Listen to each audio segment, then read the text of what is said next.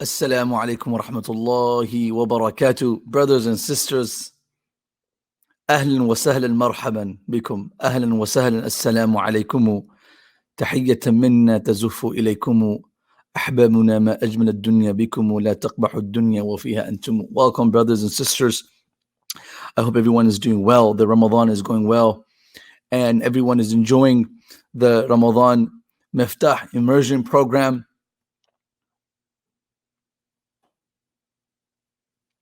We have people that are excited for this class. I see some of the messages here. Sahar Said said they're excited for this class. I'm glad we're excited to learn the life of the great giant Abu Bakr as-Siddiq. Honestly, I'm very excited. And every time I study Abu Bakr and I come across his life, it's so inspiring.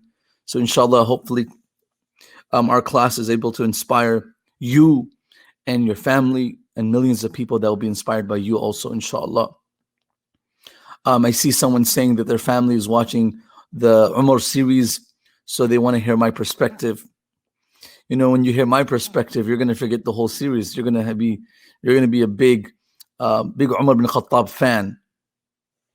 So I hear the people are getting their notes for the classes. So hopefully they're benefiting, and I see someone is happy about the added feature about the dua notes, mashallah. So hopefully we are excited. I only hear a few people who are excited about this class. Let's see who else is excited. What are you excited about? What story of Abu Bakr is it that's more that you've heard that you like to hear again, or you like to hear my perspective on it? The mic is showing. Yeah, I have the mic showing. I can move it away. I think I need it in front of my face, so that's fine. No problem. The mic is not any aura. Na aura. Kuch chupane ki cheez nahi hai. Nothing to hide, my friend.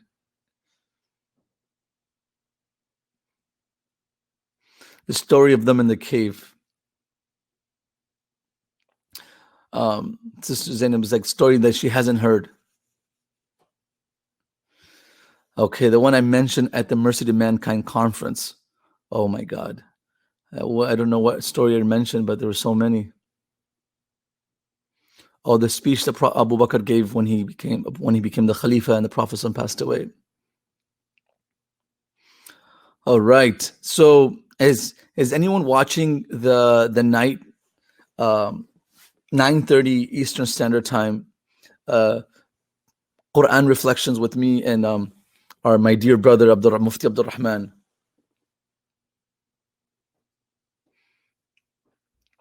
Okay, we have 2-3 people. So yesterday, in the 10th juz, we talked about the cave, and I said that inshallah I will be talking more about it tonight. So a lot of people are watching. I hope your families are enjoying it. Someone said very funny. So are you calling me funny? People think I'm funny. I'm not trying to be funny. I'm trying to be serious. The wahwa. Yes. If you do wahwa in my class, I give you extra credit. Any student that says wahwa, any person that says wahwa, I give them extra credit. Let's go on, inshallah. This whole story of Abu Bakr as-Siddiq is all wahwa. You know, it's honestly wahwa. Someone that doesn't know Urdu, wahwa means jameel jiddan. Means beautiful, and means great. So let's go ahead, inshallah.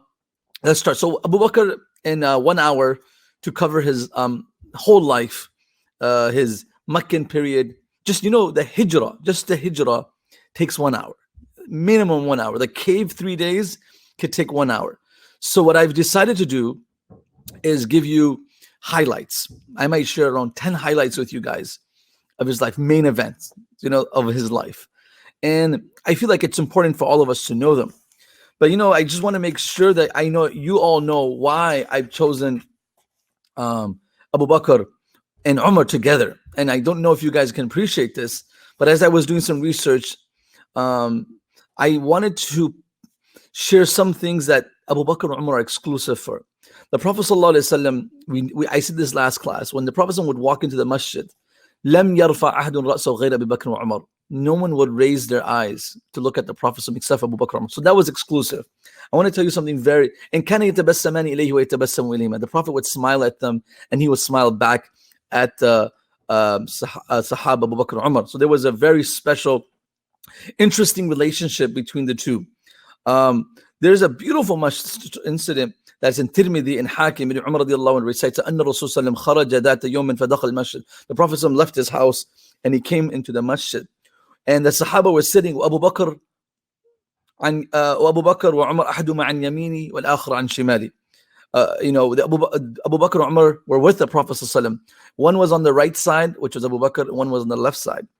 And the Prophet ﷺ grabbed their hands, فأخذ بأيديهما, and he said, هكذا نبعث يوم القيامة. This is how we will be raised on the day of judgment. He raised his hands and he held their hands. So these two are the sahiba, the companions. And the Prophet ﷺ said, أنا أول من تنشق عنه الأرض. I will be the first one to come out of the ground on the day of judgment. This earth will split for me when the day of resurrection begins and commence. And the first person to stand up with me will be Abu Bakr, and the next will be Umar. That is also very special to these two people. And the Prophet ﷺ said in a narration, and in Musnad Ahmad, he قال لأبي بكر وعمر, he said to Abu Bakr and Umar, لو اجتمعتما في مشورة ما خالفتكما. Abu Bakr and Umar, if both of you agree on one opinion, I will never disagree with you too.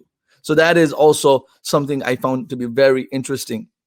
The Prophet ﷺ gave so many accolades and so many words of respect for these two people. And he said, once he said this, he said, he looked at Abu Bakr and Umar, and he said, Alhamdulillah alladhi ayyadani bikuma. This hadith in Bazzar.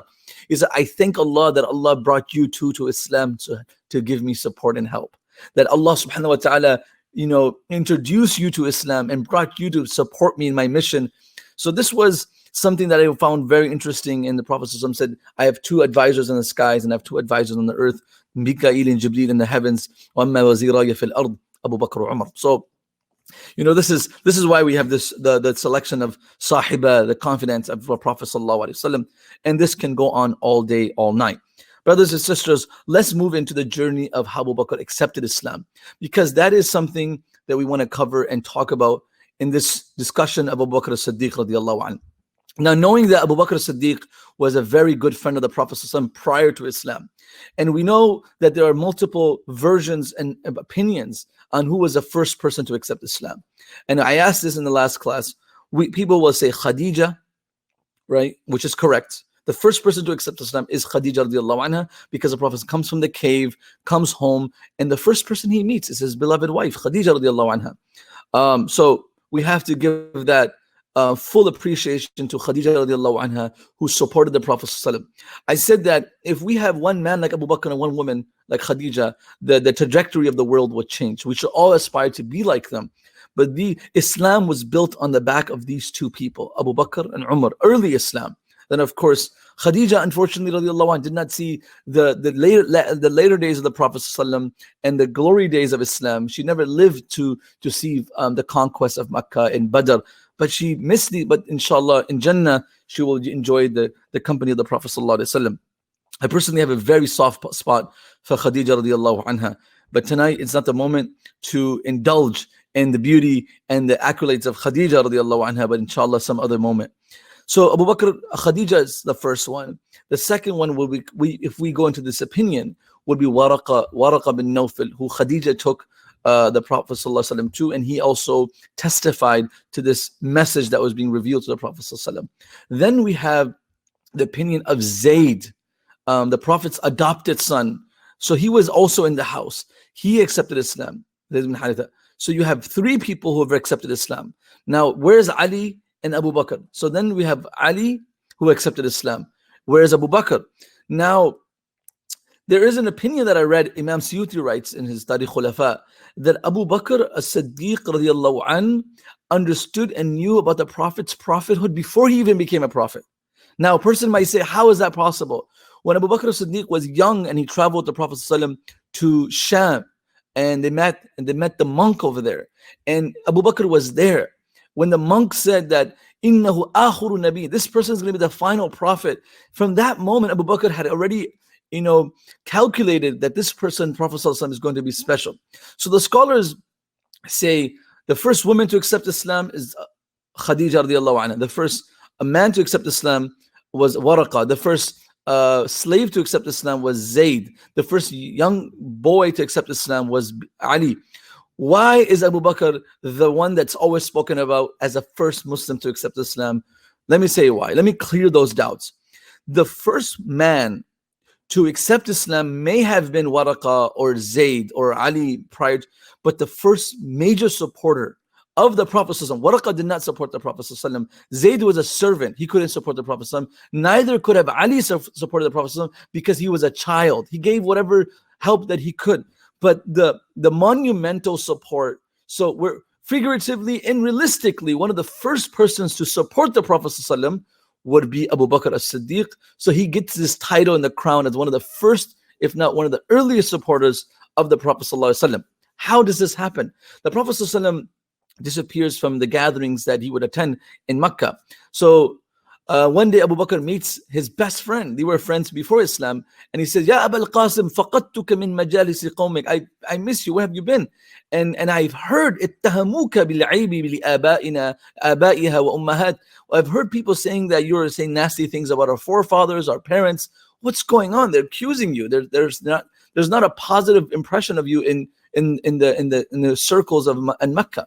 The Prophet ﷺ to Abu Bakr, Inni Rasulullah ad'uka ila Allah. I am the Prophet of Allah. I invite you towards Allah.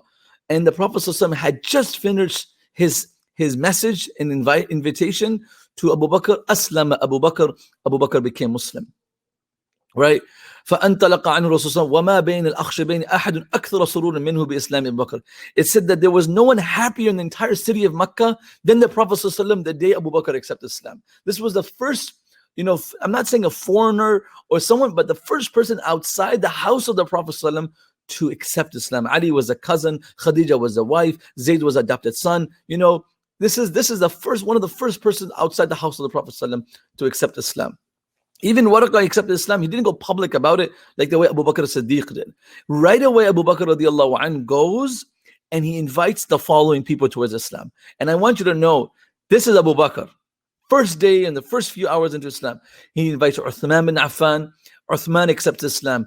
Talha bin Ubaidullah accepts Islam. Zubair bin Awam accepts Islam. Sa'ad bin Abu Waqqas accepts Islam. Then that's 4. Then Uthman bin Mad'un accepts Islam. That's 5. 6, Abu Ubaidah bin Jarrah accepts Abu Ubaidah bin Jarrah radiallahu anhu accepts Islam. Abdul Rahman bin Auf accepts Islam. And Abi Salama bin Abdul Asad, Al-Arqam bin Abi Arqam, 8 people accepted Islam in the message of Abu Bakr as-Siddiq radiallahu anhu. And if you think about the names of the people that I just said, let's go over the names. We have Uthman, Talha, Zubair, Sa'ad bin Waqqas, Abu Ubaidah bin Jarrah, and Abdul Rahman bin Auf. 6 of them are Ashra Mubashara. The 7th, Abu Bakr, is himself, right? And Umar accepts Islam much later. So we're talking about Ali accepted Islam with the Prophet ﷺ. The only one person that kind of like the Abu Bakr did not give the message to, Sa'id bin Zayd, who is the brother-in-law of Umar bin Khattab. 6 of the 10 people accepted Islam from the message of Abu Bakr. Give me a wahwa, guys. Just say subhanallah. What an interesting person he was. And the Prophet ﷺ said this and when Abu Bakr and Umar got into an argument. Later on, the narration of Abu Darda, it comes in Sahih Bukhari, where the Prophet ﷺ said there was a small dispute between Kana bayna Abi Bakr wa Umar khasuma. فقال الرسول the Prophet ﷺ, after he concluded the argument, he said, Inna Allah ba'athani ilaykum faqultum kadhabt. Allah sent me to all of you. You guys had the opportunity and you guys denied me. وقال Abu Bakr sadaqa. Abu Bakr said, you're saying the truth. وواساني بنفسه ومالي. He sacrificed his body, his life, his wealth for me. And then he said to the people, speaking to Umar, فَهَلْ أَنْتُمْ تَارِكُونَ لِي صَاحِبِي. Why don't you leave my friend alone? And he said it 2 times, فَهَلْ أَنْتُمْ تَارِكُونَ صَاحِبِي. Just leave my buddy alone, guys. And this comes in narration, فَمَا أُوذِيَ بَعْدْ. فَمَا أُوذِيَ بَعْدْ. فَمَا أُوذِيَ بَعْدْ. After that, Abu Bakr as-Siddiq was never troubled. I'm getting the wahwas and the subhanallahs. I appreciate it. And that is That is the beauty of this man. So you can accept one of the first Muslims and the first da'i. Definitely one of the first people to invite other towards Islam. We don't know early Islam anyone like this, like Ali or Waraqa or Khadija, but the first person not only to accept Islam, to embrace it and to impart it to other people. And we know the 8 giants who accepted Islam through the message of Abu Bakr as-Siddiq radiallahu anhu. So when he accepts Islam, he is tortured just like everyone else, and Prophet sallallahu alaihi wasallam is tortured. So I'm going to share 2 stories of where he is defending the Prophet ﷺ in Makkah. There's so many stories, but I'm going to share only 2. And I really apologize for the lack of time. And one of the stories is really, there are multiple versions of this. And this version is what I like the most, which is the narration of Al-Bazzar in Musnad, which is the version of Ali bin Abi Talib. And the reason why I like Ali bin Abi Talib is because there are people that might say they might have been they have this opinion that Ali should have been preferred over Abu Bakr as-Siddiq. But I want you to hear what Ali radiallahu anhu has to say about his own leader. It says that one day Ali radiallahu anhu أنه خطب, he gave a lecture one day, gave a talk, and he said, "Ya ayyuhan nas," he said to the people, "Man ashja' an-nas," right? Who is the most strong and most brave Muslim from the companions of the Prophet sallallahu alaihi wasallam? Man ashja' an-nas, right? And Ali is speaking, and people are listening, and the people said, "Anta, you are the most brave human that we have ever heard of. Your stories, your accolades, your devotion, your commitment, all of this, you've done so much. So I don't know anyone more brave than you," the Sahaba. And of course, he's a teacher, so his students kind of like flatter him up and stuff. So Allah anhu says, "Ama ana ma barazani ahadun illa barastu." Me, I'm gonna tell you the truth. Never has anyone come up to me to compete against me. Anyone call me out in a battle, except illa intasaftu minhu, I took care of business. Badr, Uhud, Khandaq, Khaybar.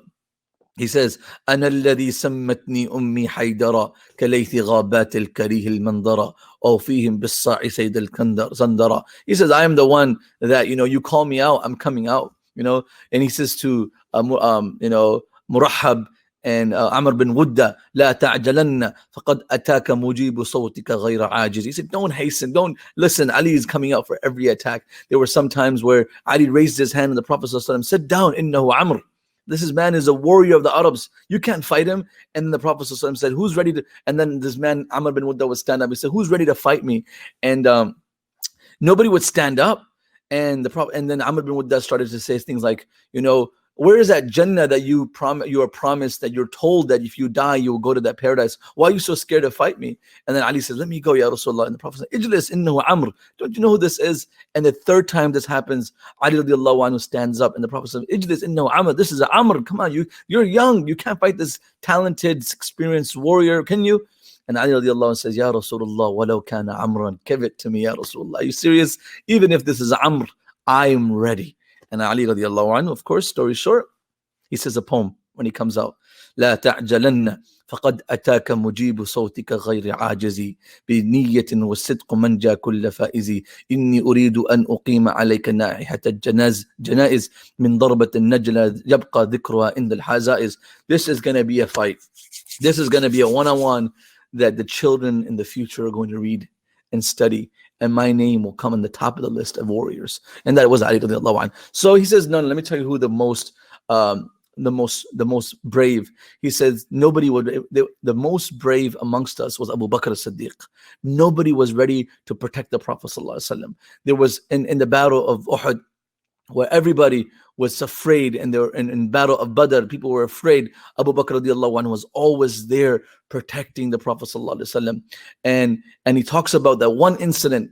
He says, we were sitting with the Prophet sallallahu alaihi wasallam. We were watching this happen when the Quraysh of Makkah, Uqba ibn Mu'ayt, they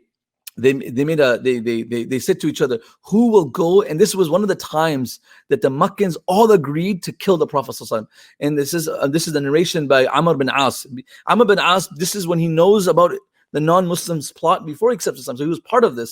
He says, "Ma ra'aytu Qurayshan aradu qatl an-Nabi sallallahu illa yawman." I never saw Quraysh ever all convinced in killing the Prophet sallallahu and assassinating the Prophet sallallahu. He said they were sitting in the shade of the Kaaba and they made a commitment. And the Prophet ﷺ was praying next to the maqam, Ibrahim. And they said, who is going to go get rid of Muhammad ﷺ? For this evil man by the name of Uqba bin Abi Mu'id gets up, فَقَامَ فَجَعَلَ رِدَاءُ فِي عُنُقِهِ, and he puts a shirt around a cloth around the Prophet ﷺ, a cloth around the Prophet ﷺ's neck, ثُمَّ جَذَبَ, then he squeezes it, حَتَّى وَجَبَ لِرُكْبَتَيْهِ سَاقِطًا, and the Prophet ﷺ falls, loses his oxygen, cannot breathe, and he's gone pale, and he starts to his legs lock up and he falls on the ground. And the people around the Kaaba, وَالتَّصَايَحَ النَّاسِ, they started yelling and screaming, and they said, Muhammad has died. And this is where Abu Bakr came running, and nobody had the audacity to protect Muhammad when the entire Quraysh was against him and ready to kill him. And then Abu Bakr comes. He says, أَتَقْتُلُونَ رَجُلًا أَن يَقُولَ رَبِّي اللَّهِ, what are you guys doing? Are you trying to kill the man that's calling Allah as his Lord? What is your issue? And then the Prophet ﷺ gets up and he says, "O people of Quraysh, وَالَّذِي نَفْسِي بِيَدِهِ مَا أُرْسِلْتُ إِلَيْكَ إِلَّا بِالذَّبْحِ." I'm telling you, you're not going to kill me. I'm the one, if anyone's going to die, who's going to be victorious. Not me. I'm not going to be killed. I'm not going to be the one that you're going to kill. Check this out. Abu Jahl was shocked. He's like, no. What? You think? Abu Jahl says, no, we're going to take care of your business. You know, ma kunta jahul, like you don't know what's going to happen. That's when the Prophet ﷺ said, you are the Jahl, like you are Abu Jahl. Yani anta minhum, you are the people from the people who are ignorant and doesn't know what's going to happen to them. And later on, that was his famous name, and his name and title was given to them at that time, Abu Jahl. So this is Abu Bakr as-Siddiq. Another incident was one of my favorite incidents of this commitment of Abu Bakr as-Siddiq to the Prophet ﷺ was when the Prophet ﷺ was in the masjid and he was giving da'wah in the Masjid al-Haram to the people, and everybody was sitting. And this is one of the first times the Prophet ﷺ was actually giving a talk to the people of Makkah. And all of a sudden, the people of Makkah started pouncing on the Prophet ﷺ, started pouncing. And Abu Bakr radiallahu anh came to defend the Prophet ﷺ, and he came, and when he was defending him, the people started beating Abu Bakr as-Siddiq radiallahu anh. He said, "Daraban, daraban, wa wuti Abu Bakr, wa duriba daraban shadida." They beat him up so bad. وَدَنَا مِنْهُ الْفَاتِ, and Utbah bin Rabi'a was the one who was beating him with his slippers, his shoes, sticks, and everything they had in their hand, just beating Abu Bakr radiallahu anh. And it says that Abu Bakr radiallahu anh was beaten up so bad that you could not see his eyes. They were swollen. His nose, his face was all swollen. You could not tell the difference between his nose and the rest of his face. It was that puffed up. Finally, he becomes unconscious, and they take him to his house. They save his life. You know, like they don't want to kill him. They take him to his house, and they revive him, and he wakes up after a while. And some narration said he was out for a couple of days. Finally, he wakes up, and the first thing he says, "Ma fa'ala Rasulullah sallallahu alaihi wasallam." What has happened to the Prophet sallallahu alaihi wasallam? Because the last time he saw the Prophet sallallahu alaihi wasallam is when he was being attacked. So his mother, Jamil, screams. He said, she says, you were almost killed because of him, and now you're thinking about your friend. She says, "Fala shay alaykum," and don't worry about him. Salimun, salihun, inshallah, he's fine. And Abu Bakr says, "Aina huwa?" Where is he? Where is he? And the mom says, he's in Dar al-Arqam. He's in the place where he teaches Islam. So he says, "Wallahi," this is what I have to say, one of the love stories of Abu Bakr. This story can be expanded very long. He says, فَإِنَّ لِلَّهِ عَلَيَّ أَنْ لَا أَذُوقَ طَعَامًا وَلَا أَشْرَبَ شَرَابًا أَوْ آتِيَ رَسُولَ صلى الله عليه وسلم. He said, I swear, I will not taste any food. I will not drink anything until I am taken to the Prophet sallallahu alaihi wasallam. Until then, I am not doing anything. So finally, they were pressured by Abu Bakr as-Siddiq. They carry him. It says, "Kharajata bihi yattaki'u alayhima." He got up and he was resting on two people. His mom was taking care of him, and he's taken to the house where the Prophet sallallahu alaihi wasallam. فَأَكَبَّ عَلَيْهِ رَسُولُ اللَّهِ فَكَبَّ عَلَيْهِ رَسُولُ اللَّهِ. The Prophet saw him, and he was so excited to see him. فَقَبَّلَهُ وَأَكَبَّ عَلَيْهِ الْمُسْلِمُونَ. And the Prophet started to cry, and the Prophet kissed him. And when the Prophet saw his face, the words go, وَرَقَّ لَهُ رَسُولُ اللَّهِ رِقَّةً شَدِيدًا. The Prophet cried, رِقَّةً. She became so emotional.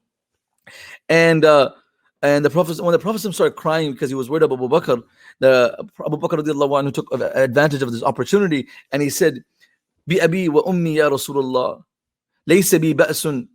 I don't care what happened to me from these people. You know what these Utbah bin Rabi'a has done to me. I don't care. It's history. But what I want you to do is, please, this is my mother. Hiya ummi barra barratun bi waladiha. She's a great mother. She's great to her children. And you are a blessed person. وَأَنْتَ مُبَارَكٌ فَادْعُوا اللَّهَ فَادْعُوهَا اللَّهَ إِلَى اللَّهِ وَادْعُوا اللَّهَ لَهَا عَسَى اللَّهُ أَنْ يَسْتَنْقِذَهَا بِكَ مِنَ النَّارِ. O Prophet of Allah, please pray for her, invite her to Islam. Maybe Allah can save her from the fire of hell. And the Prophet ﷺ invites Abu Bakr's mother to Islam. And that day, two people accepted Islam. One was Abu Bakr's mother, and the second was Hamza radiallahu anh. And I always say this, sometimes when bad things happen, there's another hidden good behind it. And Ta'if, the people of Ta'if did not accept Islam. Then this young man named Addas accepts Islam, right? Some random person. But the mission never goes to be failed. You're never failing in your mission. And then the jinns accept Islam in Ta'if, a whole nation of jinns. So never think that your effort is useless. Here Abu Bakr gets beat up, he's abused, and there's another future that's coming out. Abu Bakr's mother accepts Islam, which is the greatest gift for Abu Bakr. You know, you go through hard times, but there's something hidden in it, and that mother becoming Muslim was something that was coming out of the blessing of this. So these are the two stories that I wanted to share with you with Abu Bakr as-Siddiq and his commitment in Makkah. One of the stories that everyone knows is Abu Bakr's that's, a few highlights. One of the stories is Abu Bakr's contribution to Bilal radiallahu anh. And this is one of the greatest investments of Abu Bakr as-Siddiq, and I talked about this yesterday a little bit. Bilal radiallahu anh was, what happened is these people accepted Islam, and I'll give you their names, and they were tortured. These are the names that you should write down. There are a lot of people accepted Islam, early Islam. Ammar and his mother, right? His mother, his name is Sumayya, and his father, Yasir. This family went through extreme amount of torture. The Prophet ﷺ said, Sabran ya ala Yasir fa inna maw'idakum al-jannah. Be patient, Allah will give you Jannah. Ammar was tortured so much that they forced him to say that he doesn't believe in Allah. And he said it. And then the Prophet ﷺ saw him crying, and he said, what happened? He said, Kafartu, I became a non-Muslim. I left Islam. He said, I reverted to kufr. The Prophet said, wow, what happened? What happened? He said, they tortured me, they abused me, and they forced me to say something that was contrary to my belief. The Prophet ﷺ said, oh, Ammar, if they come again and they torture you, say what you said in the past. Don't worry. And Allah, then Ammar was still not satisfied. Like he was still felt guilty. Then Allah revealed a verse from the Quran. إِلَّا مَنْ أُكْرِهَ وَقَلْبُهُ مُطْمَئِنٌ بِالْإِيمَانِ. Those people who are forced, but deep down they believe in Allah, and they say something negative, contrary to what the teachings of Islam is, they're not accountable. That's how sensitive and how hurt Ammar was, that Allah had to comfort him from the seven heavens. Subhanallah. Nevertheless, then there was Bilal, Miqdad. These people were tortured. Abu Bakr wasn't tortured like them, but Abu Bakr as-Siddiq radiallahu anhu picked the opportunity to help one of his people of the community who was an African person who was not respected much. He was a slave of Umayyah bin Khalaf, who would take him in the valley of Mecca and beat him and torture him. We know this. And Bilal radiallahu anhu, all he would say was Ahad, Ahad, Ahad. And people would say to Umayyah, Waraqah said this, he said, I swear to God, you're going to kill this person. Stop torturing him. Stop torturing him. And the Prophet ﷺ said one day, is there anyone that can help Bilal out? They would put heavy rocks. They would put heavy rocks. They would rotate in shifts, and how much pain they would give him. They would albasum ala adra' al-hadid. They would put him in iron, in armor. ثم سحروهم في الشمس, and then after covering him in steel armor, they would throw him into the sun, and then they will make him sweat and burn in the sweat and the heat, and then finally they will take more. Abu Jahl would come and beat him. They will physically beat him. They will emotionally torture him, and they would say, leave Islam, and they would tie his neck. Literally, they had a collar around his neck. They had tied his legs, and he said, leave Islam, and he would say, Ahad, Ahad. And the Prophet ﷺ says, is there someone to help our young brother? and our friend Bilal, who has accepted Islam. See, Islam does not discriminate. You're a Muslim, doesn't matter if you're African, your complexion is different than Abu Bakr's complexion. Islam unifies this. This is, Malcolm X said it very nicely. If there's any solution to racism, is Islam. And that's what he experienced in Hajj. He saw the white man with blue eyes sitting with the black man with curly hair. And that was what identifies, the beauty of Islam. Unfortunately, today in our society, we look at race as something we criticize, we discriminate, and that is not acceptable. And Abu Bakr had a very pure heart when it came to this. And Islam teaches that concept. And the Prophet Abu Bakr radiallahu anhu goes to Umayyah and he says, come on, man, let him go. And Umayyah says to Abu Bakr, Abu Bakr says, would you allow me to buy him off for you? He was a slave. And Umayyah says, Anta afsattahu, you're the one that corrupted him. Like, فَانْقِذْهُ مِمَّا يَوْمٍ, like, if you can save him because you corrupted him. Abu Bakr radiallahu anhu pays few awqiyah, 3 awqiyah, 5 awqiyah in different narrations. He gives these silver coins to in currency value at that time to Umayyah bin Khalaf. And Umayyah bin Khalaf said something very insulting. He said, listen, I thought you were a big businessman. Had you haggled with me and asked me to for a cheaper bargain price for Bilal, I would sell him cheaper because he has no value. He's useless. And this is very insulting to Bilal because he's making him feel that he has no value. So Abu Bakr radiallahu anhu responds by saying, Wallahi, I swear, if you haggle with me and you ask 100 gold coins, I would pay 100 gold coins. I'm not buying him because I'm biased or there's a reason or I'm looking at one thing, and that is his iman and his heart. And we don't look at complexion, we don't look at status, we don't look at finance. So Abu Bakr was able to restate his positive sense of Bilal radiallahu anhu. And who does Bilal become eventually? Bilal radiallahu anhu becomes a mu'adhin of the Prophet sallallahu alaihi wasallam. So you have these multiple narrations throughout the journey. Another highlight of Abu Bakr Siddiq's life is the journey of Isra and Mi'raj. When the Prophet sallallahu alaihi wasallam went to Mi'raj, he comes back at night, and the world just denies the Prophet sallallahu alaihi wasallam. Matter of fact, there were Muslims who had left Islam because Bilal was from Abyssinia. Yes, correct. He was from Habasha. And so the Prophet ﷺ comes back towards Mecca, and he has this exciting message. Imagine you go for this journey to the heavens, you come back, you're excited to tell, you're eager to tell the Muslim community what you have witnessed, and you're eager to tell the non-Muslims, the people who accept Islam. And Prophet ﷺ returns, and he conveys the message of Isra and Mi'raj, the ascension to the skies and back. And all this happens, all the non-Muslims are denying this, right? And then the few Muslims, some of the Muslims also have a hard time accepting, like, how can someone go all the way there and come back? And in the Miftaah portal, I've done a class on Isra and Mi'raj. It's inside Miftaah portal. I don't know if you guys have access to it, but I've done a class, and hopefully you guys can access it. And just before Ramadan, I did the Isra and Mi'raj incident. So I'm not going to go through the whole thing, but one of the interesting parts of this journey is the Prophet comes back, and Abu Jahl and all the non-Muslims hear this, and they completely deny him. Abu Jahl goes to Abu Bakr and he says, Abu Bakr, there's a person that says that he went from Mecca, Safara ila al-Bayt al-Maqdis fi laylatin wahida, in one night. And of course, he didn't even mention, and then he went to the seventh heavens and comes back, and he has his message from Allah. So you think this is possible? So Abu Bakr radiallahu anhu is like, who is this? And he said, this is your friend Sahibuk. So Abu Bakr radiallahu anhu says, what? Of course I believe it.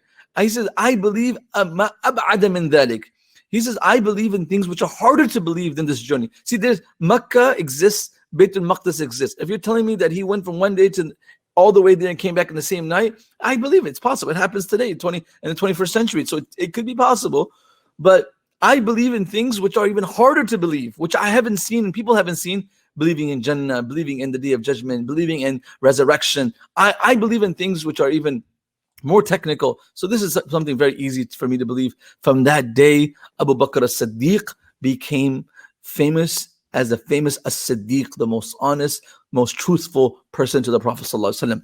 The Prophet ﷺ complained to Jibreel. He said, Ya Jibreel, my people, yukadhibuni, they denied my whole story of Isra and Mi'raj. You know how hurtful that is? The Prophet ﷺ is being told that he's a liar.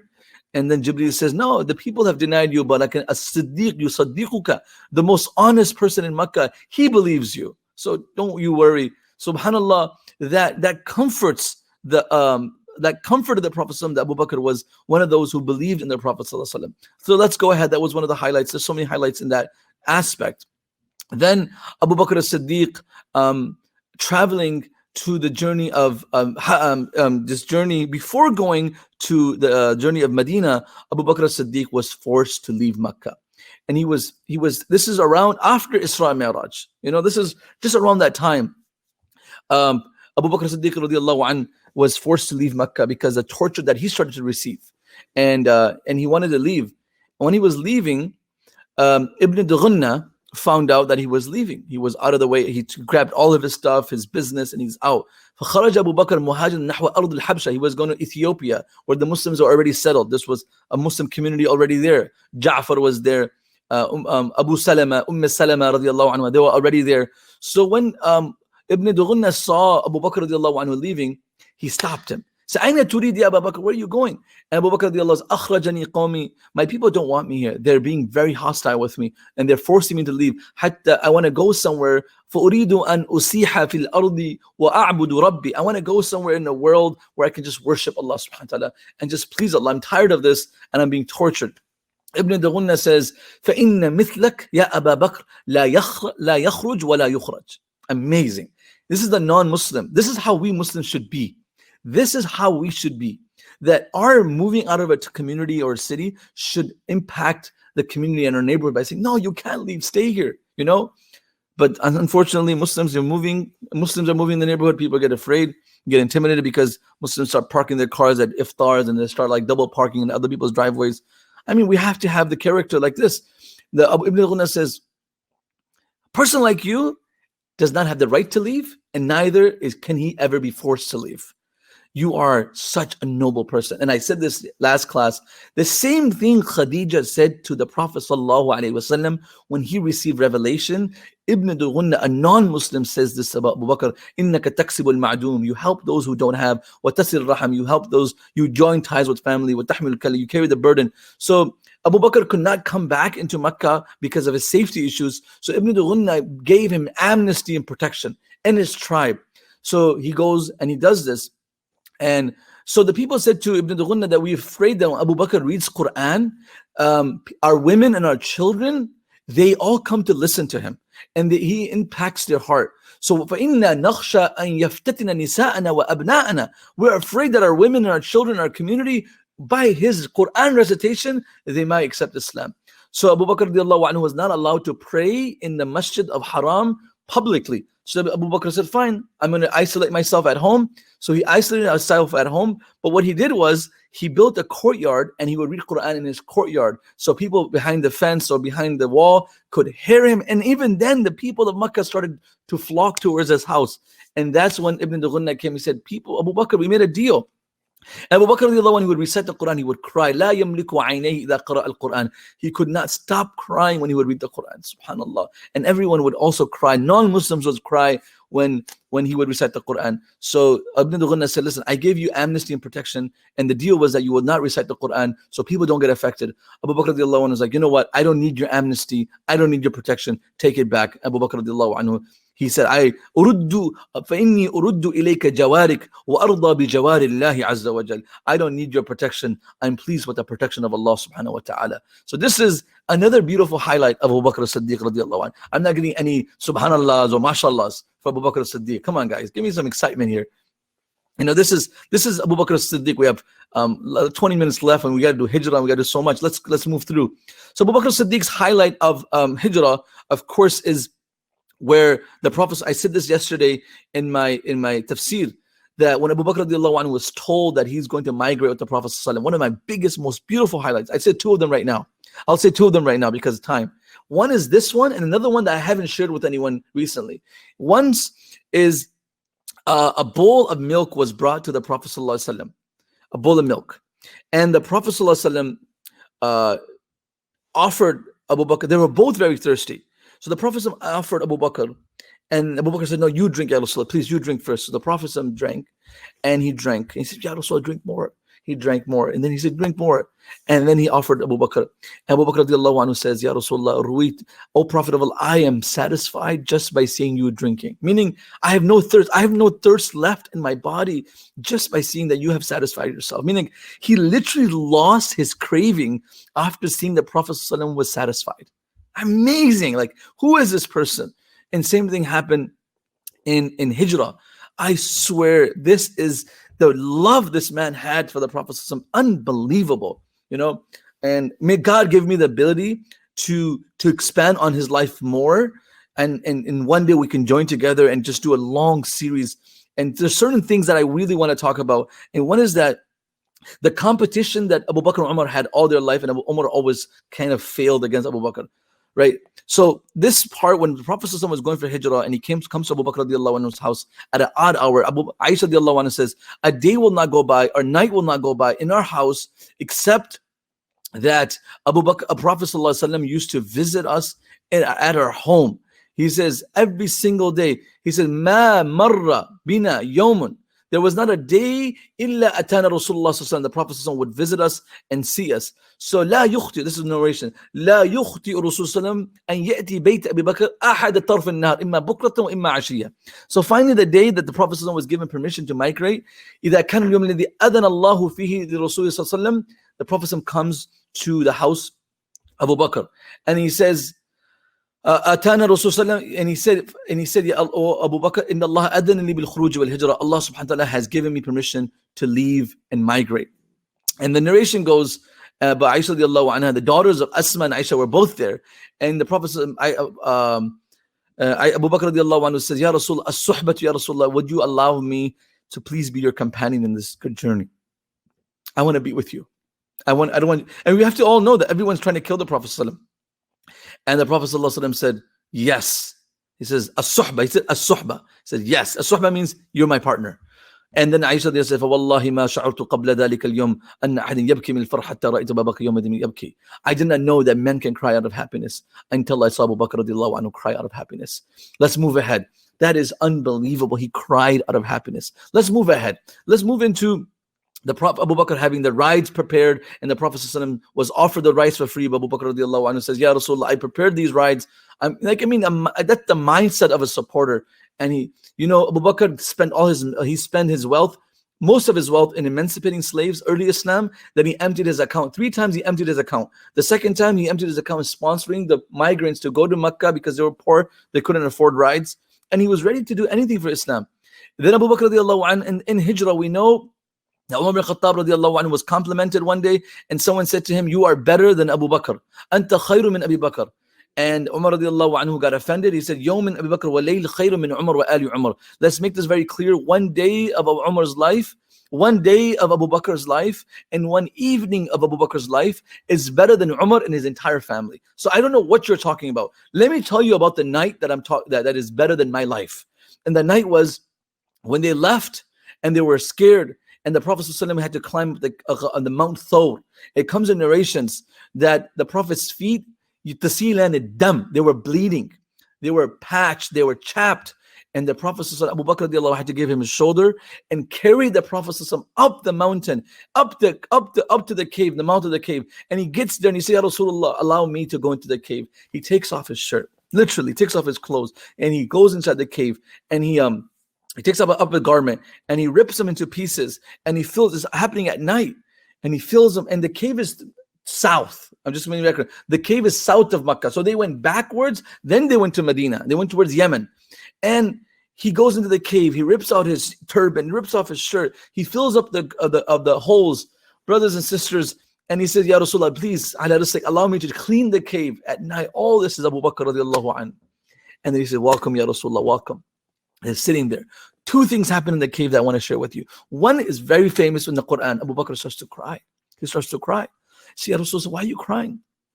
Abu Bakr radiallahu anhu, he says, look, Ya Rasulullah, and the non-Muslims they literally tracked the Prophet Abu Bakr all the way to the mouth of the cave. And he says, لو نظر تحت قدميه الأبصار. Ya Rasulullah, do you not see? If the non-Muslims were to just look down at us, right? Like if they were to just look down at us, they would see us. And What does a person normally do when they're on a cliff or on a hill? They look down. They don't want to trip. All they have to do is look down. They will find us. The Prophet ﷺ said, "Ma dhannuka ya Aba Bakr bi-ithnaini Allahu thani." What do you think, Abu Bakr? We're two. Allah is the third. He's protecting us. La tahzan, inna Allah ma'ana. The ayah in the Quran, Allah says to the Muslims, if you don't help the Prophet ﷺ, I have a person, and I know, and I'll tell you his narration, he helped the Prophet ﷺ when no one was around him. إِلَّا تَنْصُرُوهُ فَقَدْ نَصَرَهُ اللَّهُ إِذْ أَخْرَجَهُ الَّذِينَ كَفَرُوا ثَانِيَ اثْنَيْنِ إِذْ هُمَا فِي الْغَارِ إِذْ يَقُولُ لِصَاحِبِهِ لَا تَحْزَنْ إِنَّ اللَّهَ مَعَنَا. Basically, Allah subhanahu wa ta'ala is warning the Sahaba that if you don't support the Prophet ﷺ, let me tell you how this all started. It was Muhammad and Abu Bakr as-Siddiq. Sallallahu alayhi wa sallam, Abu Bakr as-Siddiq radiallahu anhu. So I can replace you, but I'll let you know how we started this whole beautiful deen. It was the Muhammad sallallahu alaihi wasallam and Abu Bakr. And in that night, and Allah identifies that one time when Abu Bakr helped the Prophet sallallahu alaihi wasallam, and the Prophet sallallahu alaihi wasallam said to him, "Don't worry, la tahzan, inna Allah ma'ana." The Prophet was strong. Hasbunallah wa ni'mal wakeel. He was strong. That's one story. The other story is when Abu Bakr was sitting there. There's a creature, and I know all of you have heard this, but I'm going to give you a little different twist on this. And you better say wahwa, right? You better say mashallah. And Abu Bakr was sitting there, and this creature was a venomous creature, or some scorpion or snake, which is, it's a cave. I mean, what's hiding in a cave normally? Something troubling and painful. So it bites Abu Bakr, it stings Abu Bakr, and then Abu Bakr reacts. But the Prophet is resting in his lap. And then it nudges him again, and he reacts. Then it nudges him again, and then he reacts, and it's painful. And Abu Bakr radiallahu anhu cries. The tears of Abu Bakr radiallahu anhu land on the blessed face of Rasulullah sallallahu alaihi wasallam. Right? Blessed face. And see, I don't want to get emotional right now. I got so many more talks to do after this one. And the Prophet said, what's going on? Abu Bakr is like, doesn't want to disturb the Prophet, doesn't want to disturb his sleep. He says, he was so respectful to the Prophet. He didn't want to disturb him. And he says, tell me what happened. He said, Ya Rasulullah, I've been bit. So the Prophet said, move your leg. And the Prophet applies his saliva on the area where Abu Bakr was bit and where the poison had affected him. And the saliva of the Prophet is shifa. I don't want to get into this detail of how many times the Prophet's hands and his saliva cured the people. The Prophet was unbelievable. Allah gave him so much power. The people of Jesus may say that Isa gave cure, but I'm telling you, the Prophet literally put eyeballs back into the sockets. أنا ابن الذي سالت على الخد عينا فارتد بكف المصطفى أحسن رد. Ibn Qatada says his father in Uhud, his eyeball came out of his eye socket, and the Prophet touched it. It went back. So Umar bin Abdulaziz asked him, "Who are you?" And he said, "I am the son of I'm the son of that person whose eyeball came out of the socket." فارتد بكف المصطفى أحسن رد. The Prophet touched it, the eye went back perfect. He says, فَيَا حَسَنَ مَا كَفَّ وَيَا حَسَنَ فَصَارَتْ عَلَى الْخَيْلِ أَوَّلِ حَالَ. The eye became more beautiful than what originally was. And then he says, right, I don't know, that miracle of the eye going back into the socket, is that something really amazing? Or the hands of the Prophet touching my father's face, is that something to be impressed by? So that's the debate. Of course, the hands of the Prophet sallallahu alaihi wasallam. So Abu Bakr radiallahu anhu, the Prophet applies his hand on him and prays for him and gives him, with the power of Allah gives shifa. The question is, wouldn't the scorpion or creature know that this is Abu Bakr as-Siddiq and not to trouble him? And as I read different sources, and I read this interesting one where it said that, listen, that animal knew that was Abu Bakr, that even that snake or the scorpion, that animal knew that was Abu Bakr in the cave with the Prophet ﷺ. Then why did the animal still invade and hit and sting Abu Bakr as-Siddiq? The scholars say that this creature had an opportunity to see the Prophet ﷺ, and between the sight of the Prophet ﷺ was Abu Bakr's leg. Abu Bakr's leg was in the barrier. So, and the creature waited and did not want to spend maybe like the days that they were there, and the creature does not get the ability to see the face of Rasulullah. So the creature's like, get out of the way, once, twice, 3 times. And the creature probably doesn't know also that the Prophet will give dua and Allah will give him shifa. So the creature did not want to be deprived of seeing the blessed face of Rasulullah. And this is not only what what creatures, even trees. One day the Prophet, I mean, you guys, you guys are good. You guys are good. You guys are saying, Wah, Wah, Allahu Akbar. You guys are saying, Subhanallah, MashaAllah. So you guys are getting me excited. Right? Um, I don't know where my energy is coming from right now, but there is that story of Jabir bin Abdullah radiallahu anh. The Prophet was resting under under some shade, and Jabir radiallahu was in charge of security and protection. All of a sudden, the Prophet is sleeping, and a tree from far away rips rips through the ground, rips through the earth, and it comes all the way next to Jabir's like, how do I? What if this tree like literally walks right over the Prophet sallallahu alaihi wasallam, and it hits the Prophet sallallahu alaihi wasallam? So Jabir I don't know how he can explain this to anyone, that a tree is ripping. This hadith is authentic. Rips through the ground and it goes to the Prophet ﷺ, and then it goes back. So when the Prophet ﷺ wakes up, Jabir is pale. There is dust settling onto the ground. And he said, what happened, Jabir? What happened? He said, I don't know how to explain this. A tree over there, it ripped through the ground and it came here. And the Prophet ﷺ smiled and he said, this tree knew I was in the vicinity. Subhanallah. And the tree asked Allah, oh Allah, your Prophet is in my neighborhood. Please, I beg you. Ask Allah 3 times. Ask Allah 3 times. Oh Allah, please allow me to see the beautiful face of Rasulullah sallallahu alaihi wasallam. And Allah said, go ahead. Ya shajara. Go fill your desire, go, oh my trees. And the tree goes and sees the Prophet and comes back. Give me a subhanallah. Isn't that beautiful? May Allah subhanahu wa ta'ala grant us the sight of the Prophet in Jannah. Qulu ameen. May we also witness him in our dreams in this dunya. Qulu ameen. And most importantly, brothers and sisters, may we embody his character, his lifestyle in our life, in our children's life. Qulu ameen, brothers and sisters. Let's go ahead.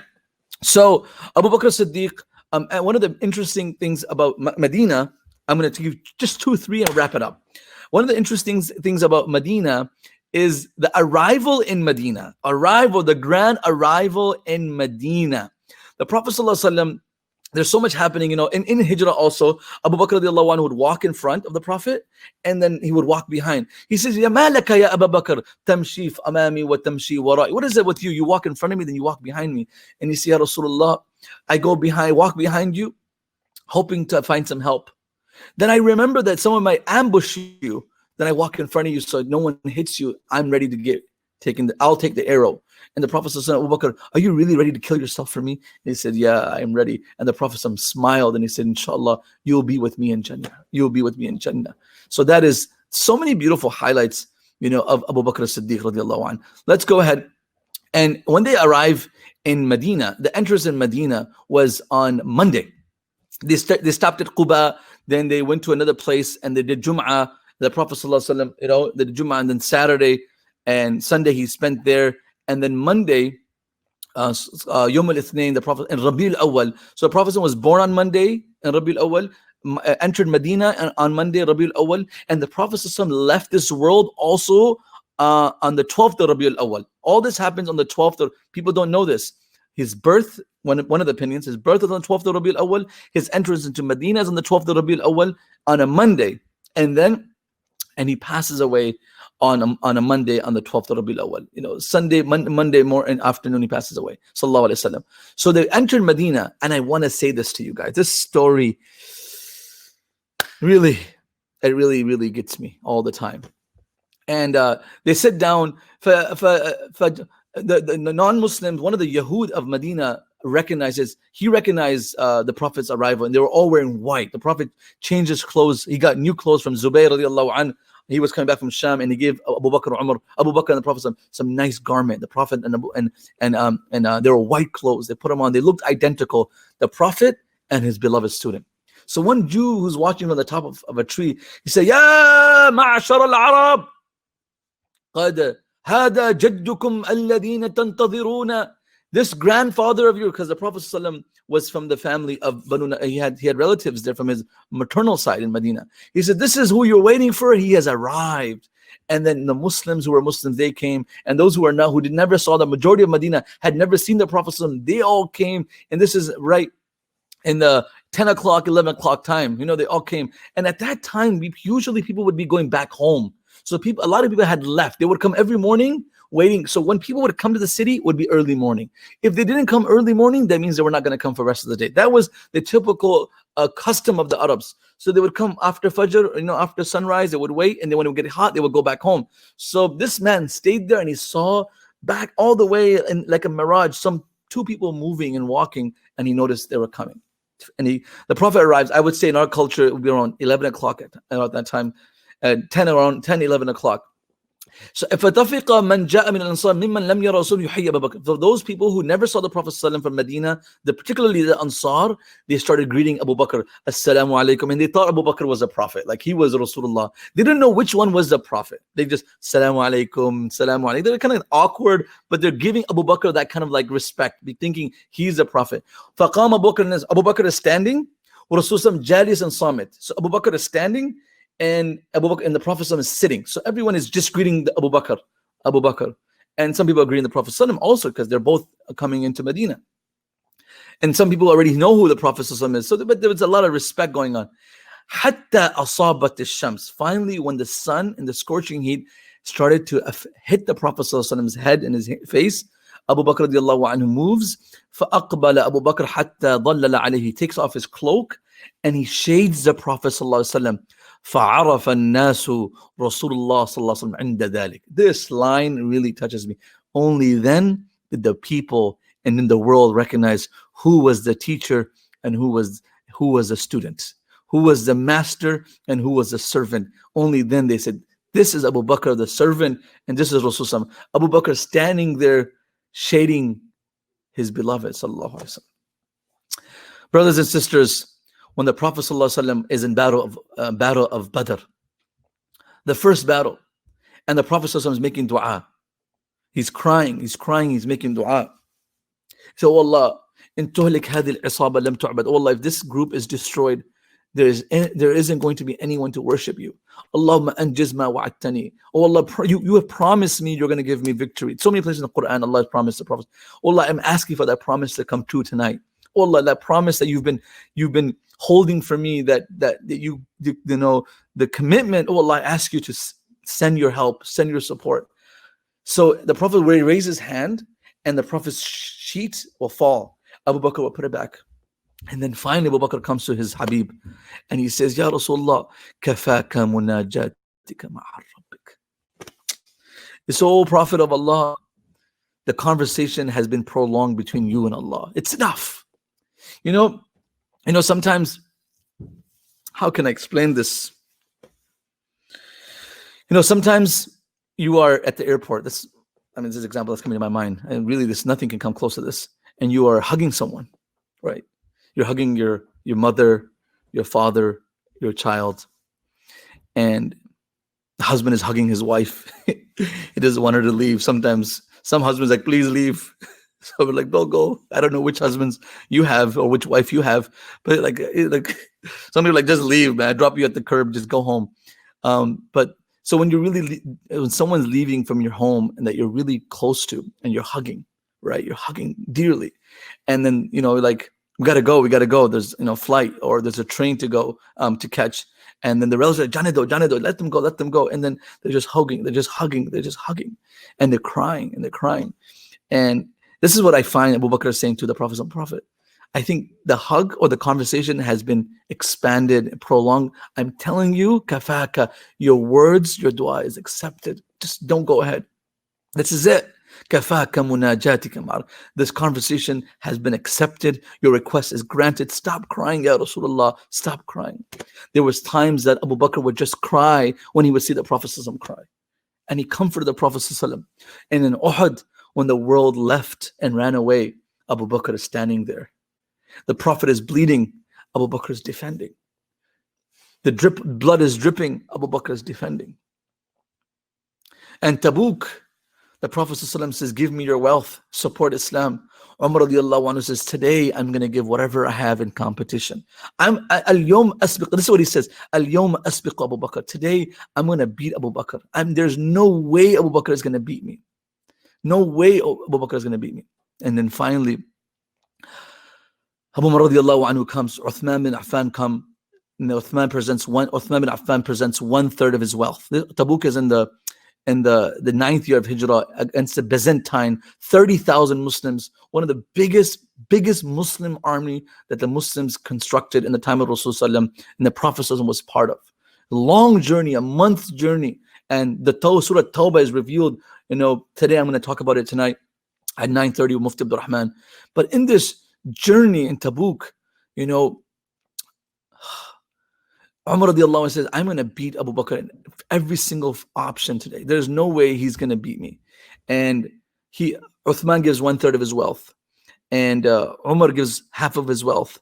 And then the Prophet ﷺ says, he asks, and Abu Bakr comes with his entire wealth. The Prophet ﷺ says to Abu Bakr, هل أبقيت لأهلك شيئا? He says to Umar, did you leave anything for your wealth, family? He says to Umar first, did you leave anything for your family? So Umar says, nisf, I left half, nisfu ma ji'ta bi, I brought half of my wealth for you. And then Abu Bakr radiallahu anhu comes, he says, what did you leave? And Abu Bakr radiallahu anhu said, Prophet says, ma abqayta li ahlik, what did you leave for your family, O Abu Bakr? What did you leave? A man that's helped Bilal, a man that's migrated with the Prophet, a man that cried with him in Uhud, a man that protected the Prophet's body and life in Uhud. This man right here, and Tabuk, he says, Allahu wa Rasuluh. Oh, Prophet of Allah, I left Allah and His Prophet for my family. That's all they have. That's all they have. That's all they have. And this is the golden line that I want to share with you guys. And this itself requires one more hour, but we're not going to do it tonight. Umar radiallahu anhu, when he found out that Abu Bakr gave everything he had, 40,000 dinars, 40,000 gold coins or something like that, he said, مَسْتَبَقْنَا إِلَىٰ خَيْرٍ قَدْتُ إِلَّا سَبَقَنِي إِلَيْهِ. Every time I competed with him, he always beat me. He always beat me. We know the famous story of this old woman in the time of Abu Bakr as-Siddiq. Early morning, Abu Bakr radiallahu anhu would leave. He would pray Fajr. He would do adhkar. And then everyone would go home or to their work or their market in bazaar. Abu Bakr radiallahu anhu, as a Khalifa, as a leader, would go to the jungle and far away from the city, miles away. And he would go into some small little house or this, this small place. You can call it more like a hut. And he would go there and he would do something. And then he would come back out after a few hours. And Umar radiallahu would witness this and he would see this. And then one day he went there and he went and he followed up with the situation. He asked to see, he was investigating, where does he go? Where does a Khalifa go? And they go and he investigates. And he sees this old lady who's blind, who's weak, who is very dependent. And there's all these little kids around, and understood that these were orphans whose parents had died. So this one lady is responsible for these orphans. And they're her grandchildren, most likely. And Abu Bakr radiallahu anhu, and he said, and then Umar radiallahu anhu said, who is this man that comes? He said, this man, I don't know who he is. He comes every single day. He cleans their house. He washes me. He cooks food for us. He feeds us. And then he cleans everything on all the dishes. And then he leaves. We don't know who he is. Umar radiallahu anhu cried. This is amazing. A man who's so great leaves his whole comfort and he walks to a stranger's house. The stranger doesn't even know who he is. Washes their clothes, cooks food for them, washes their children, takes care of the old lady, and walks away without anyone knowing. This was Abu Bakr as-Siddiq. Another beautiful story, and I conclude with these last parts. That after Abu Bakr became Khalifa, there was this habit of Abu Bakr that he would serve orphans, especially those parents who have passed away in the path of Allah. So he would milk a goat from one of the citizens of Medina, their home, and they didn't have a father. So he would go to their house and milk the animals, and that milk would survive for them and their children. So when Abu Bakr became Khalifa, that house felt like, a few houses felt like, no, he's going to be too busy for us. So the next day when he became Khalifa, there was a knock on the door to one of their houses, and a girl comes out and she sees Abu Bakr as-Siddiq, and she goes, mom's like, who's at the door? And the child says something very funny. The daughter says, Hali Bushat. She doesn't say Abu Bakr. She doesn't say as-Siddiq, the names that we know. She doesn't say Atiq. She says the goat milker, the one who milks the animals, Hali Bushat, the one who milks the goats, right? The milker, basically. And the mom comes out and she sees the Khalifa, the leader of the world, the companion of the Prophet, Abu Bakr Siddiq. And he says, shame on you. Shame on you. This is Abu Bakr, the Khalifa. And he said to the kids, you think I was there to serve you when the Prophet was alive, and now I'm a Khalifa that I won't serve you? I will continue to serve you. And that was Abu Bakr as-Siddiq radiallahu anh. And when the Prophet ﷺ passed away and the world was shaken and the world was crying, Umar radiallahu anhu said, if anyone says that the Prophet has died, I will fight them. Abu Bakr radiallahu anhu walks into that room when everyone is literally on their knees. Ali is speechless. Uthman bin Affan is nowhere to be seen. Abu Umar bin Khattab is in denial.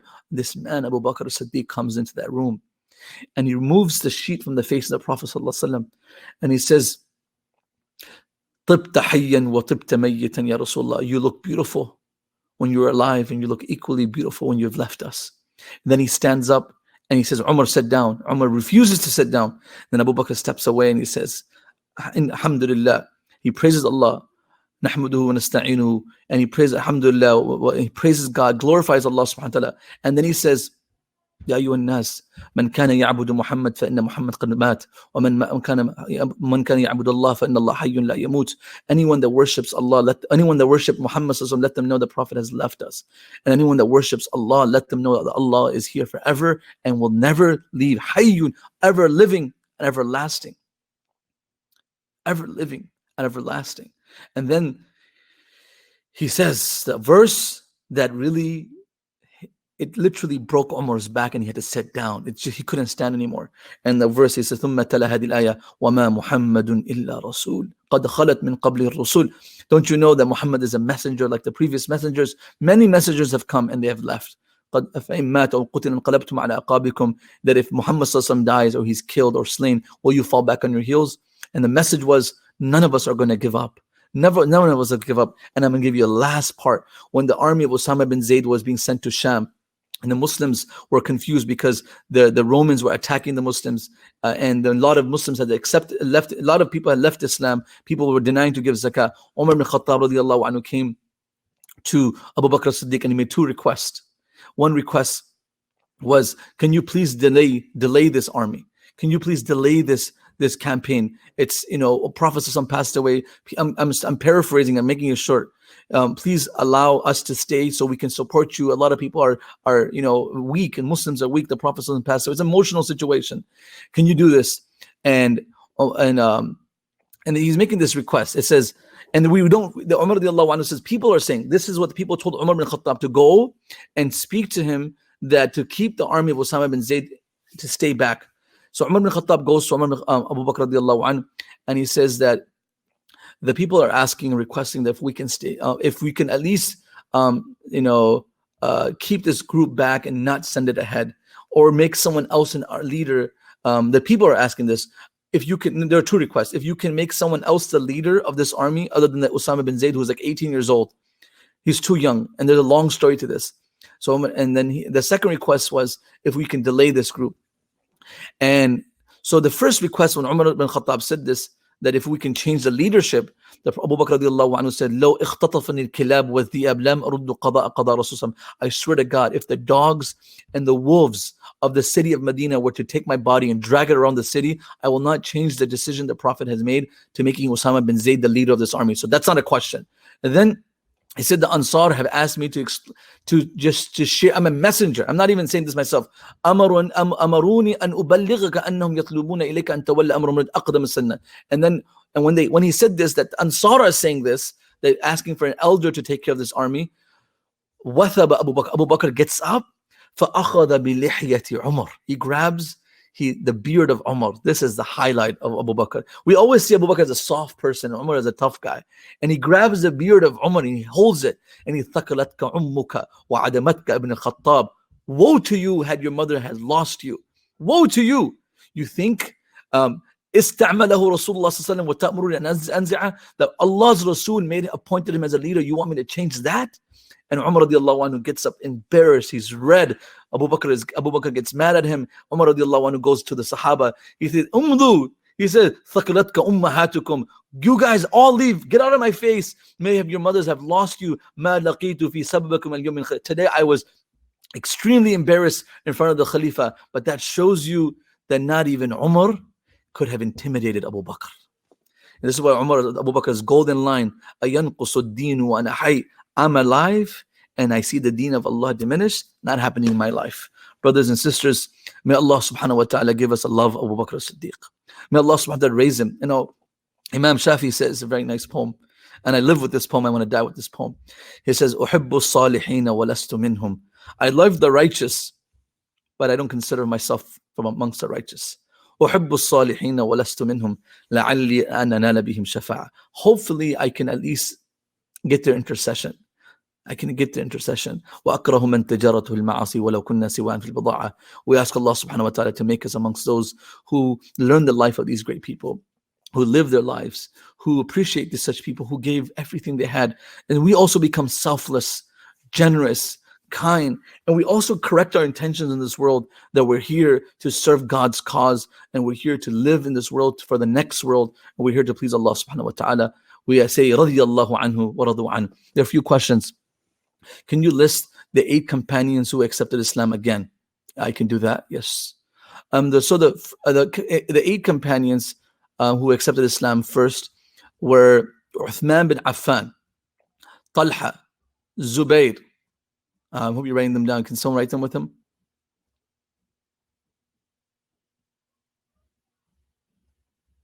I'll say it slow.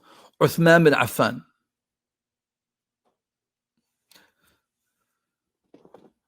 Let's go in order. Zubayr bin Awam, Uthman bin Affan, Talha bin Ubaidillah, Sa'ad bin Abi Waqqas, Abdurrahman bin Auf. These are 5.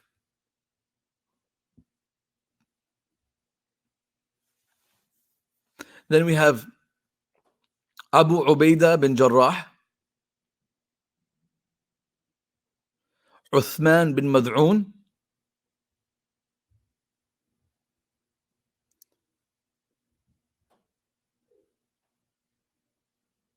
and then we have Arqam bin Abi al-Arqam.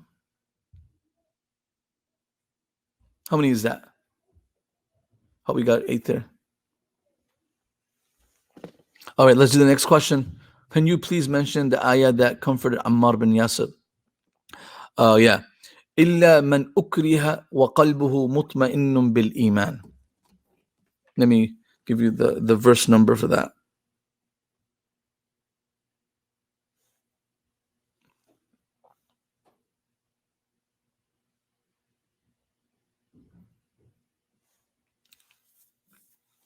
This is Surah An-Nahl, verse number 106. Surah An-Nahl, verse number 106. Yeah. Surah An-Nahl, verse number 106. من كفر بالله من بعد إيمانه إلا من أكره وقلبه مطمئن بالإيمان ولكن من شرح بالكفر صدرا فعليهم غضب من الله ولهم عذاب عظيم. Perfect. We got that. Oh yeah. Abu Bakr's real name was Abdullah. I said this in my last class. Abu Bakr's real name was was Abdullah. Did Abu Bakr radiallahu know to read and write? I heard someone somewhere Umar radiallahu knew, but was not sure if Abu Bakr radiallahu. Abu Bakr was a very great reader, writer, very educated. So that answered that question there.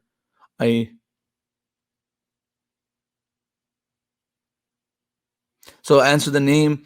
There was somebody asked me a question last week. If they're here, I did not answer the question. I don't remember what question it was, but if they're here, can you please take the question? Abu Bakr knew how to read and write very well.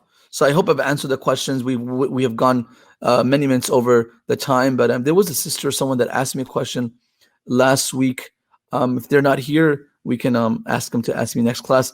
Again, everyone, please enjoy if you're fasting, please keep in your du'as and enjoy your iftar. If you have already broken your fast, you're somewhere else in the world, mashallah, may Allah accept your fast. Keep us amongst the righteous. I hope you really enjoy the Miftaah immersion program. And I hope you are enjoying all the other activities that Miftaah is offering. Please keep Miftaah in your dua, the faculty, everyone that's working day and night behind the screens. Jazakumullah khair, everyone. Barakallah. Hopefully, we'll see you next Saturday. Assalamu alaikum wa rahmatullahi wa barakatuh. Wa iyyakum. Wa iyyakum, Khusru Bhai.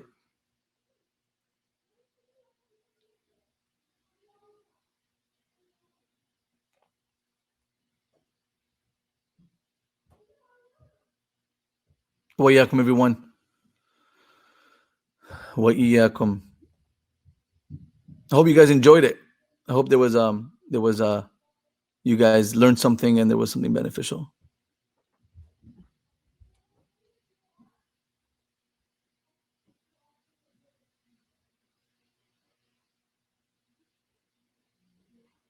Alhamdulillah, you enjoyed it. May Allah reward you.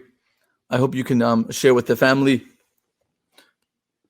Abu Bakr is so beautiful. I mean, it's going to take so much more time. I can stay for a few more minutes if you have a question. Please go ahead. I know. May Allah subhanahu wa ta'ala bless His ummah. May Allah help those who are suffering in the world. Ya Rabbil Alameen. May Allah remove this pandemic virus from us and globally. May Allah subhanahu wa ta'ala help the Muslims who are suffering in Syria, Burma, Kashmir, and Gaza, and everywhere in the world. Ya Rabbil Alameen. Allah forgive them and help them.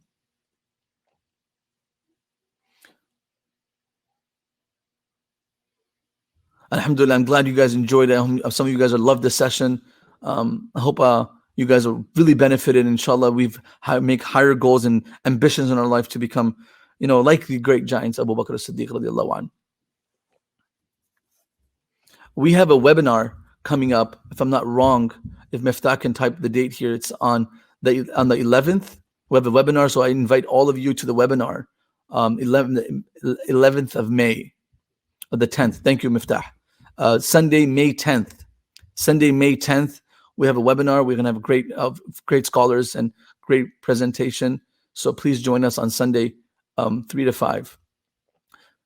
Mufti Saab, they're going to be packed on Sunday. They have the webinar, then they have my class. Inshallah, Allah accept, MashaAllah. More than 2,200 people have registered for this Ramadan immersion. I'm so excited for everyone to join and bless us. Please keep us in your du'as, everyone. If you have no questions, there was a request for dua. Is there a way that I can chat up the beginning as I missed that? This is all recorded, so if you missed this or the last session, you can find it in the archive in the portal. It's there, and then the notes will also be shared with the people. So hopefully you will enjoy the notes and benefit. Does anybody have any other question? Please feel free. I'll take another 2 minutes. Someone saying Jazakallah for a beautiful presentation. Wa iyyakum, wa iyyakum. Ya Rabb, subhanallah bihamdi, subhanakallah bihamdi, nashhadu an la ilaha illa anta, nastaghfiruka wa natubu ilayk. Subhana rabbika rabbil izzati amma yasifun, wa salamun alal mursalin, walhamdulillahi rabbil alamin. I think we're all good. Everyone, take care. Assalamu alaikum wa rahmatullahi wa barakatuh. I apologize for extending.